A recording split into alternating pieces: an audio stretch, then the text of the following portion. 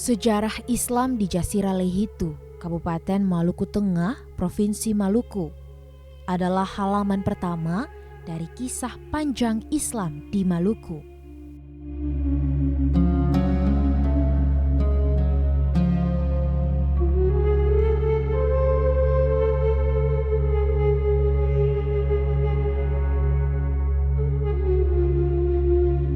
Di tanah inilah jejak-jejak iman berlabuh, dibawa oleh para pelaut, pedagang, dan ulama yang menyeberangi samudra dengan doa sebagai layar.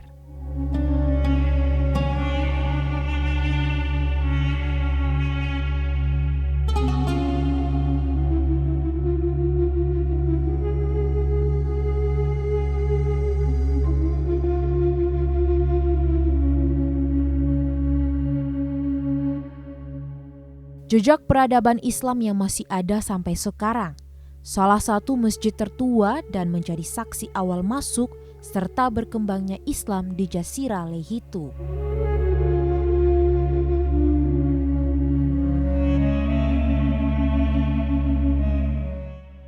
Masjid Wapa Uwe pertama kali dibangun sekitar tahun 1414 Masehi.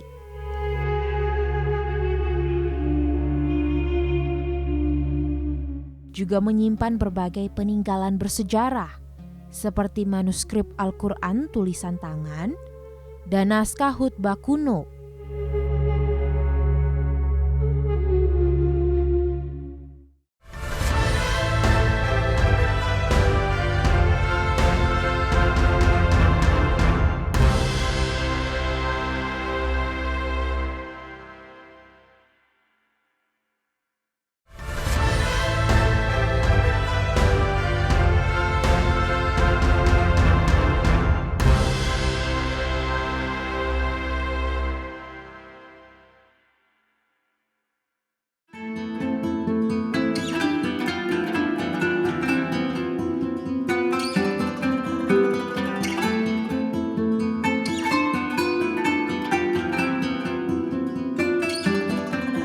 Islam di Jasirah Lehitu adalah Islam yang hidup, hadir dalam keseharian.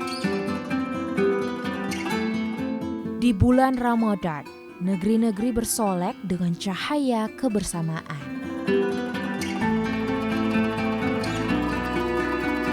Tradisi-tradisi keagamaan masih dijaga dengan hikmat.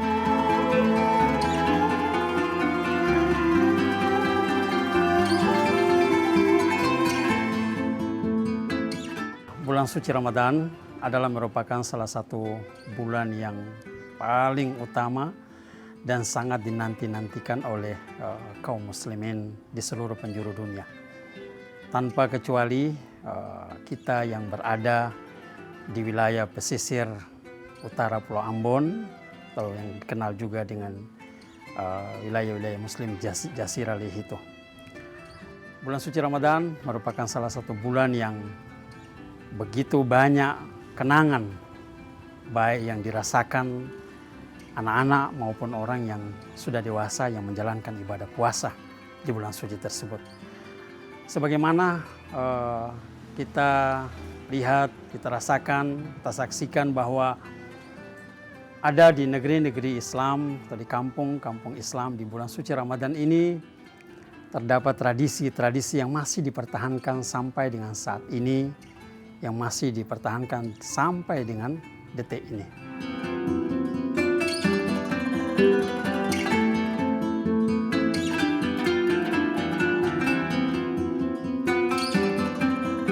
Selain bekas masjid pertama di negeri Wakal, peninggalan Islam lainnya yang masih tersimpan dan masih digunakan hingga saat ini adalah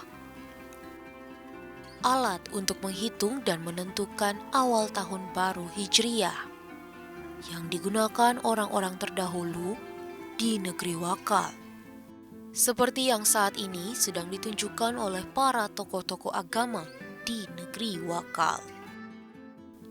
Alat yang terbuat dari kayu berbentuk lingkaran dengan tulisan huruf Hijaiyah dengan jumlah 12 pada beberapa titik yang menggambarkan 12 bulan.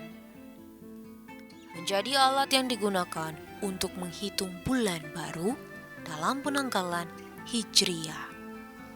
Ada cara khusus dilakukan untuk bisa menghitung dan menentukan kapan awal dari bulan baru Hijriyah. Dijelaskan putaran benang yang menyerupai jarum jam akan diputar berlawan arah jarum jam saat perhitungan bulan baru Hijriyah dilakukan.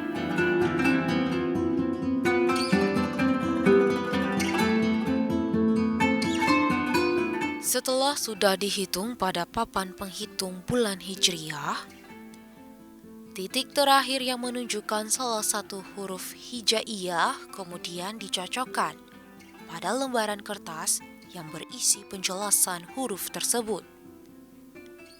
Menunjukkan bulan berapa, tanggal berapa, dan hari apa.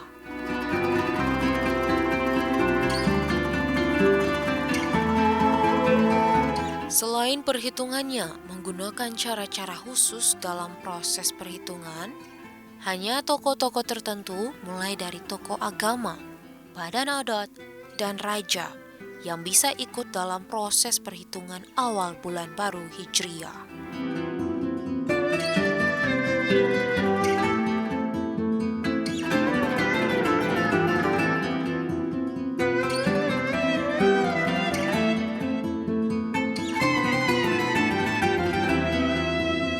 Jadi kedatangan Quran kami ini dengan dia punya perisai ini, datu-datu kami itu menumpang batang kayu yang ukurannya 8 depa tadi. Dan menurut ahli penterjemah daripada kitab suci Al-Quran ini, yaitu salah seorang syekh besar, yaitu Syekh Qadirun dari Dhaka, daerah negara Persia, yang dicetak pada tahun 1195 Masehi atau tahun 615 Hijriah. Sehingga dengan penterjemahan dan arti daripada kitab suci ini, maka kami memegang dengan apa yang disampaikan dan ditulis oleh Syekh Qadirun ini, yaitu dicetak di Dhaka, negara Persia pada tahun 1195 Masehi atau 1615 Hijriah.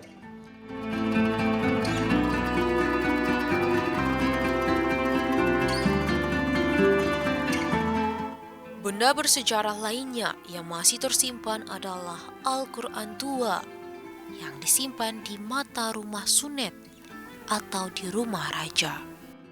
Al-Quran Tua yang ada di rumah raja belum dipastikan kapan Al-Quran ini dibuat.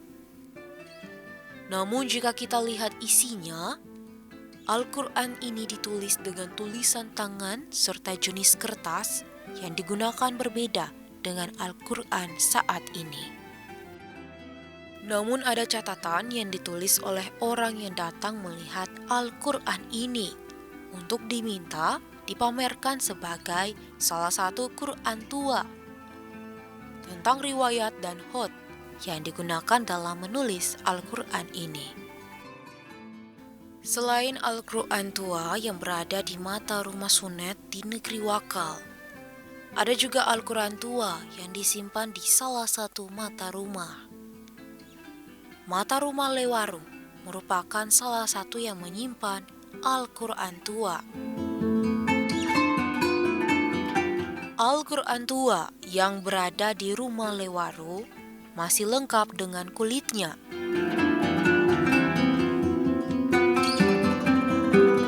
Bagian dalam Al-Quran juga ditulis dengan tulisan tangan dengan menggunakan jenis kertas yang hampir sama dengan Quran tua yang ada di mata rumah Sunet. Al-Quran tua yang ada di rumah tua Lewaru pernah diteliti oleh salah seorang arkeologi.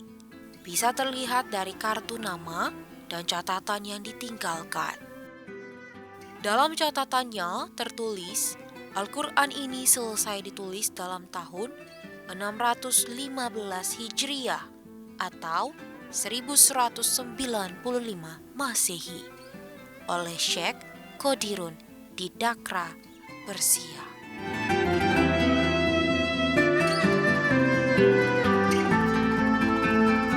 Selain Al-Quran tua, di rumah tua Lewaru juga menyimpan parang dan baju perang menurut tokoh yang dituakan. Parang dan baju perang yang ada di rumah tua Lewaru bersamaan umurnya dengan Al-Quran tua yang ada di Sunet.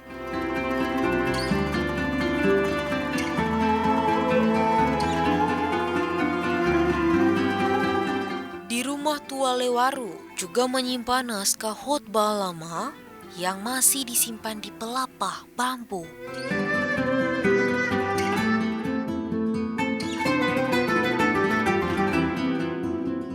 Naskah khotbah tua yang tersimpan ditulis dengan tulisan tangan dan bacaan Arab dengan kertas yang memanjang.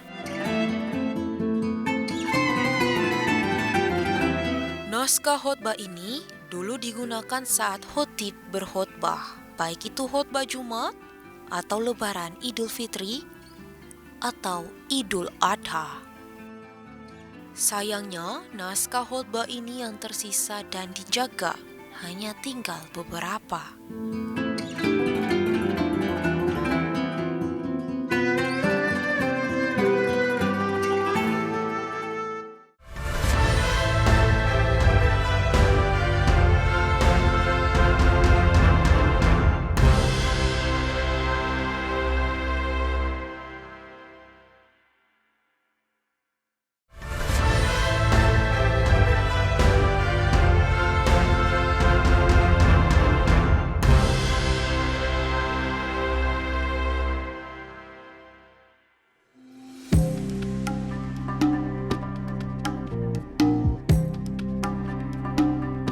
Ramadan selalu datang dengan cara yang sunyi, namun menggetarkan. Ia disambut bukan hanya dengan hitungan hari, tetapi dengan getaran batin.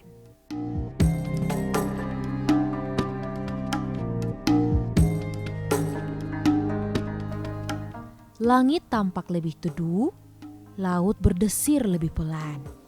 Seolah alam ikut menundukkan diri menyambut bulan penuh ampunan.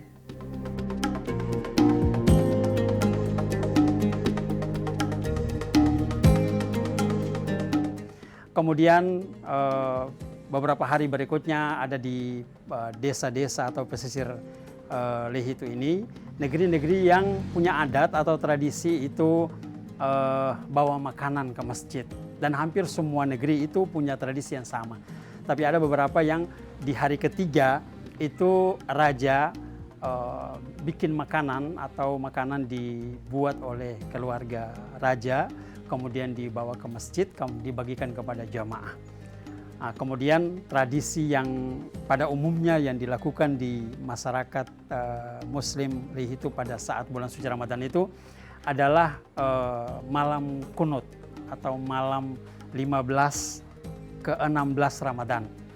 Biasanya malam kunut ini dilakukan tradisi salat tarawih, kemudian bawa makanan bersama yang dibuat oleh para tukang masjid.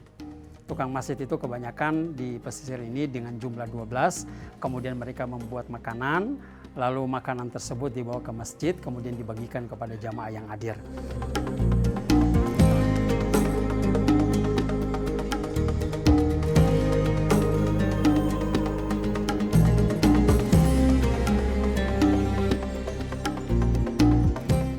Ada satu negeri seperti Said misalnya, itu malam kunut ini mereka melakukan khatam pertama. Karena di saat bulan suci Ramadan itu di malam pertama sampai ke malam ke-15 itu setiap saat mereka membacakan Al-Quran 22 juz, kemudian di malam ke-15 ke-16 itu khatam. Kemudian dengan khatam tadi mereka para tukang itu membuat makanan, kemudian jamaah itu diundang untuk datang ke rumah tukang tersebut untuk mencicipi makanan atau hidangan yang disediakan oleh para tukang. Ini juga bagian daripada konsep sedekah sebenarnya. untuk memperbanyak sedekah di bulan suci Ramadan. Kemudian para tukang atau kasisi masjid itu melakukan kegiatan seperti ini. Tradisi menyambut bulan suci menjadi penanda bahwa Ramadan bukan sekedar waktu, tetapi peristiwa budaya dan spiritual. Kemudian ada yang dikenal juga dengan malam 7 likur, yang mana malam 7 likur ini malam ke-27. Kalau di kampung-kampung pesisir ini rata-rata kepercayaan mereka itu adalah malam 7 likur itu adalah malam Lailatul Qadar. Sehingga malam itu mereka meramaikan dengan cara membakar obor atau menyalakan obor baik di jalan-jalan maupun di kuburan khususnya yang sudah dibersihkan awal Ramadan tadi. Kemudian obor-obor tadi dinyalakan di kuburan-kuburan. Lalu anak-anak juga ikut bergembira memeriahkan malam yang penuh dengan cahaya tersebut dengan keyakinan bahwa malam tersebut adalah malam Lailatul Qadar, sehingga kampung atau negeri itu diberikan penerangan berupa obor-obor yang mengelilingi kampung sampai di kubur-kubur.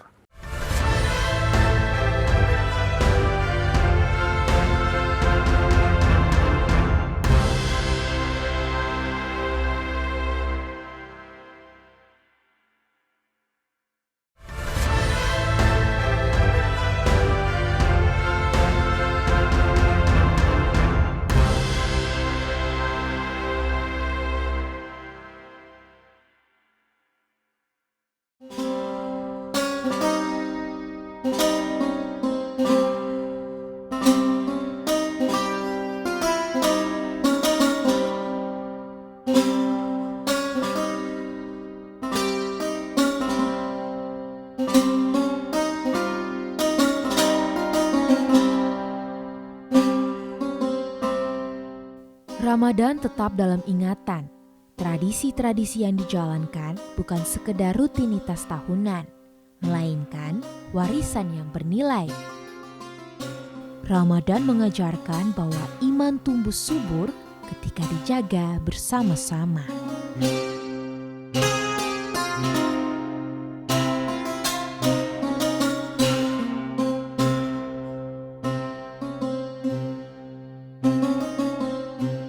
Kemudian untuk para pemuda itu tradisi membangunkan sahur itu juga dilakukan.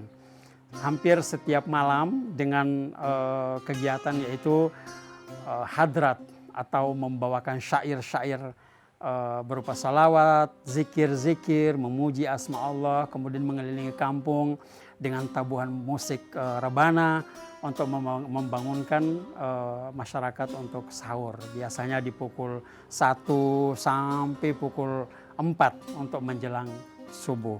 Tradisi ini juga masih berlangsung sampai dengan sekarang. Kalau di negeri Hilla khususnya, itu ada kebiasaan unik bagi anak-anak yang setiap sore itu mereka menanti waktu berbuka puasa di masjid, yang istilahnya dengan leka-leka wae. Kalau di Hilla itu ada istilah leka-leka wae, di mana setiap anak-anak kecil itu berkumpul semuanya depan masjid sambil menunggu beduk buka puasa. Lalu sambil teriak bersama-sama menanti beduk tersebut, sampai pada saat beduk itu dibunyikan mereka semua lari sambil berteriak pukai. Pukai itu artinya apa? Berbuka, waktunya berbuka. Sambil berlari berhamburan menuju ke rumah masing-masing. Kemudian sudah ditunggu oleh orang tuanya di meja hidangan atau untuk berbuka puasa.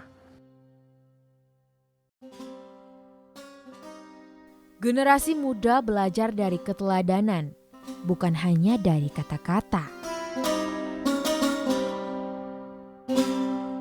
Begitu banyak tradisi yang masih kita rasakan, yang mana tradisi ini dilaksanakan atau dilakukan bukan hanya di bulan suci Ramadan kita rasakan, tapi menjelang bahkan setelah bulan suci Ramadan. Kalau menjelang bulan suci Ramadan, yaitu bulan Sya'ban, hampir seluruh negeri-negeri Islam yang ada di pesisir ini itu punya tradisi yang sama, yaitu nisfu Sya'ban atau biasa di tanggal 15 Sya'ban kegiatan yang dilakukan itu adalah dengan cara bersih-bersih kubur, kemudian ada doa-doa yang dilantunkan pada malam nisfu tersebut menjelang bulan suci Ramadan. Kemudian pada saat bulan suci Ramadan sendiri ada hal yang paling membekas di hati semua yang melaksanakannya, baik anak-anak maupun yang orang tua. Di hari pertama bulan suci Ramadan itu biasanya kita kenal dengan makan sahur pertama. Itu hampir di semua negeri Muslim yang melaksanakan ibadah puasa atau tanggal 1 Ramadan itu melaksanakan makan sahur bersama. Itu tradisinya itu dikembalikan ke keluarga besar dari masing-masing keluarga. Jadi makan sahur itu dikembalikan ke rumah tua, di rumah yang mana masih ada orang tua-tuanya, kumpul bersama keluarga semua, anak-anak yang masih kecil bahkan yang bayi, balita itu dibangunkan semua untuk ikut bersama-sama merasakan meriahnya dan nikmatnya malam sahur pertama di bulan suci Ramadan.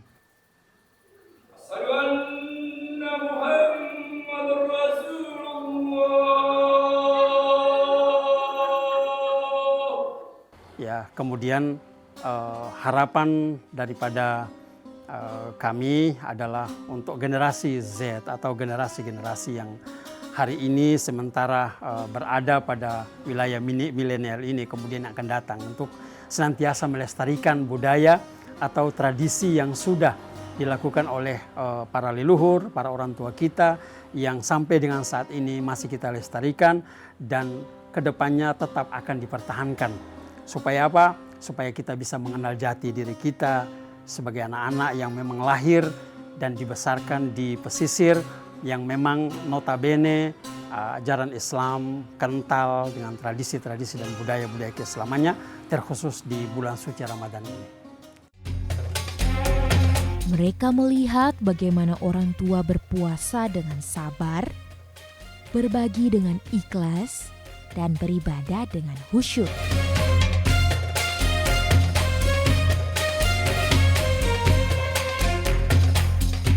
Dari situlah Ramadan diwariskan dari laku, bukan sekedar dari ajaran.